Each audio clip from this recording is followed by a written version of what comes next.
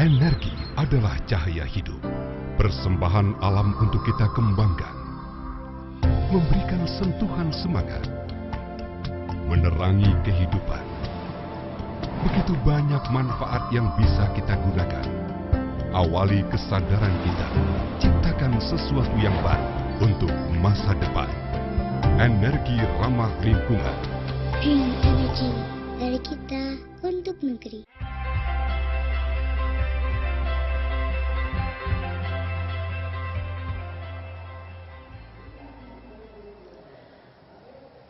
Selamat pagi Indonesia, berjumpa kembali dengan saya Wulan Juliani di Indonesia Morning Show. Dan di hari Minggu ini, saya sudah berada di kawasan Senayan, tepatnya di kegiatan Atomos Day. Tahukah Anda, saya yakin sekali bila saya mengatakan tentang kata nuklir, Anda pasti sudah tidak asing lagi dengan kata tersebut. Namun tahukah Anda, bila nuklir diteliti dan dikembangkan untuk tujuan damai, nantinya bisa meningkatkan kesejahteraan masyarakat di beberapa bidang, seperti di bidang pangan, kesehatan, obat-obatan, energi, dan juga sumber daya alam. Hal tersebut yang membuat Badan Tenaga Nuklir Nasional atau BATN membuat salah satu kegiatan yang berupa ajakan masyarakat untuk lebih mengenal nuklir secara dekat dan juga menyenangkan di Atomos Day. Dan saat ini, saya sudah bersama dengan Bapak Jarod Esminubroto selaku Kepala BATN. Selamat pagi Bapak. Selamat pagi. Selamat pagi. Bapak Jarod, saya langsung aja bertanya, sebenarnya apa tujuan utama dari acara ini Pak? Terima kasih. Tentu saja seperti yang disampaikan Mbak tadi, bahwasanya nuklir atau atom sering diasosiasikan sesuatu yang menakutkan. Jadi misalnya ada bom atom, bom nuklir Hiroshima, Nagasaki, atau kecelakaan di Chernobyl atau Fukushima. Memang itu sesuatu yang kita sesalkan sehingga masyarakat trauma dengan apa yang disebut nuklir. Bahkan kalau di film sering disebutkan kalau kita kena radiasi jadi hijau, terus jadi monster dan lain sebagainya. Padahal menurut saya, dan kita semua sebenarnya sudah tahu bahwa sumber kehidupan kita yang diciptakan oleh Tuhan Yang Maha Esa adalah matahari. Matahari itu adalah tenaga nuklir raksasa yang usianya panjang sekali yang menghidupi kita semua. Itu memang benar-benar tenaga nuklir yang pancaran radiasinya sampai ke bumi. Yang itu menumbuhkan makhluk hidup, tanaman, dan segalanya. Nah, memang bagaimana kita mengelola secara aman radiasi dan tenaga nuklir itu yang menjadi tujuan utama. Nah, BATN yang sudah berusia 55 tahun ini berusaha menyampaikan ke masyarakat melalui Atomos Day. Jadi kita tanggal 5 Desember nanti sudah berusia 55. Nah, hasil apa yang dicapai oleh BATN yaitu di bidang pertanian seperti yang disebutkan tadi. Misalnya kita punya padi yang unggul, yang enak, yang punya tahan hama, kemudian juga waktu sampai panen lebih pendek. Tujuannya apa? Untuk kemandirian pangan kita.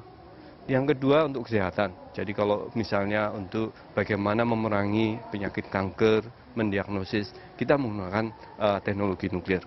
Juga untuk industri, kalau ada pabrik mengalami kerusakan, kita tidak harus dibongkar, dianalisis menggunakan teknologi nuklir.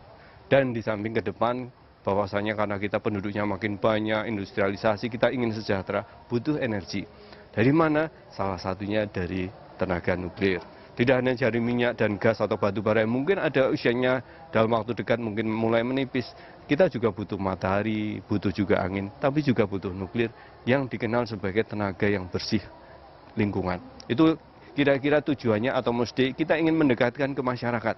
Ini loh nuklir yang bersahabat, yang ramah, dan menghasilkan sesuatu bagi kemandirian bangsa ini.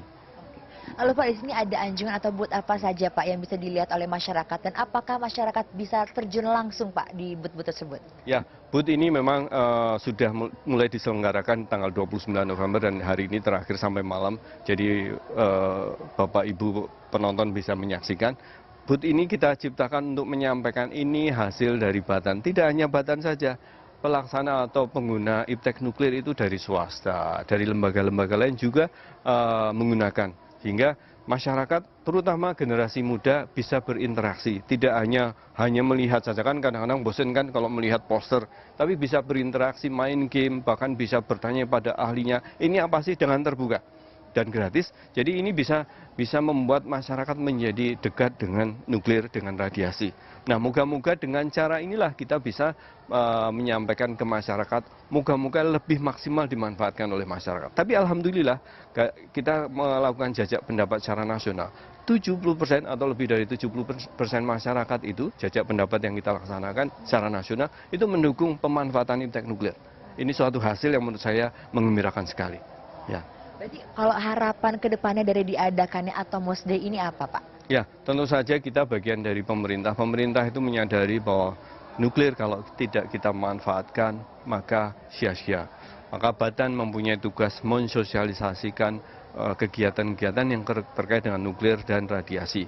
Jadi kita ingin negeri ini punya kemandirian dalam pangan, tidak tergantung impor.